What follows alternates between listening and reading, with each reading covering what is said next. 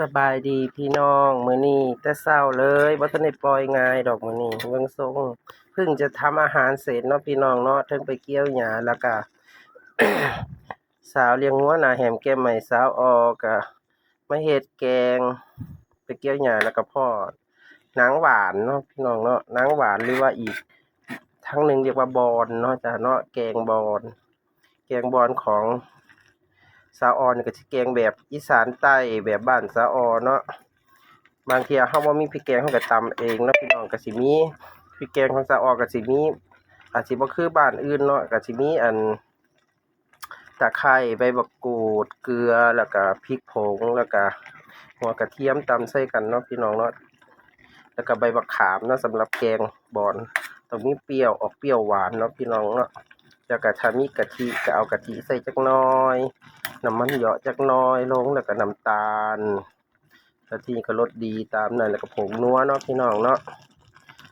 เฮาก็ไปนึ่งก่อนสิเอามาแกงเฮาบ่แม่นแกงทั้งอันหักแต่มาแกงคั่วๆเด้อพี่น้องเฮาต้องเด็ดจนมือลอกจนว่าพุ่นน่ะพี่น้องเบิ่งแหน่เบิดแต่ก็บ่เป็นหยังแต่ก็ออกกำลังออกเฮาก็ต้องเอาบอนไปนึ่งก่อนเนาะพี่น้องนึ่งแล้วเฮาก็มาพอมันยุบจักหน่อยบางคนก็ให้ยุบหลายเพราะว่าผู้เฒ่ากินน้ำเนาะพี่น้องแต่ว่าสาวเลี้ยงงัวหน้าแหมแก้มใหม่สาวออนี่ก็กินคนเดียวเนาะพี่น้องมีแขวเต็มปากเลยแกงแบบบ่ค่อยยุบปานใดเนาะพี่น้องแต่บ่ทันได้ชิมดอกว่าเป็นจังไดก็ใส่น้ำปลาร้าไปแล้วเนาะพี่น้องเนาะใส่น้ำตาลนำเด้อพี่น้องใส่ผงนัวพร้อมนี่ก็คือเขาเอิ้นว่า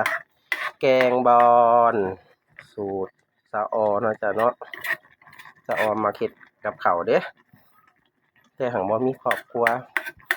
ผู้ใดสนใจอยู่นำกันแบบผู้ชายกับผู้ชายเนาะพี่น้องเนาะเขาเอิ้นว่าทุกมื้อนี้ก็เปิดรับเบิดแล้วต่างประเทศสมรสแบบเท่าเทียมเนาะพี่น้องเนาะเดี๋ยวตะกี้กินข้าวเหนียวนี่กินข้าวเจ้าเด้อพี่น้องข้าวเจ้าเพิ่นก็สุกแล้วย่างสวยรอให้มันกร้ามก่อนจักหน่อยแล้วก็จะเอาฝาหม้อปิดเนาะอืมถ้าสาวออมีแฟนก็สิดูแลอย่างดีพี่น้องซักผ้าเฮ็ดกับข้าวเฮ็ดงานบ้านงานเรือนบ่ให้เขายากให้เขามีหน้าที่กินข้าวแล้วก็แต่งตัวไปเฮ็ดงานหรือว่าไปนอนเฝ้าบ้านให้ผู้ใดก็สิสบายเกินไปเนาะพี่น้องบ่แม่นเขาอาจสิมีการเฮ็ดงานอยู่นั่นล่ะเนาะพี่น้องว่าสาวออเลี้ยงงัวเนาะพี่น้องก็ส่ำเฮาเฮ็ดงานธุรกิจของเฮาเนาะพี่น้องเนาะเพราะนั้นมื้อนี้ก็สิรอจักหน่อยแล้วเฮาก็สิปิดไว้ คลิปนี้ก็สิจบไว้แกงบอนก็สิวนไปอยู่นี่แหละพี่น้องเทิงแกงบอนแกงผักขี้เหล็กแล้วก็แกงบักไข่ผำกินแบบอาหารบ้านๆเนาะพี่น้องเนาะเราก็บ่ค่อยมีตังค์นำงัวก็ขายบ่ทันได้เนาะพี่น้องเนาะเพราะนั้นเราก็ต้องประหยัดมัธยัสถ์เนาะกินแบบนี้แหล้วธรรมชาติซื่อๆแหล้วบ่ได้กินเนื้อกินไข่กินซีนกินตอนกินมันกินผักกินอิหยังเขาดอกพี่น้องเอ้ยมีแต่แกงมีแต่ต้มมีแต่ นี่ล่ะหนึ่งนี่ล่ะปิ้งบ่ค่อยพอปานใดก็อยากอยู่ปิ้งเนาะพี่น้องเนาะเราก็สิปี๊ดให้มันหอมจักหน่อยจ้ะสำบายดี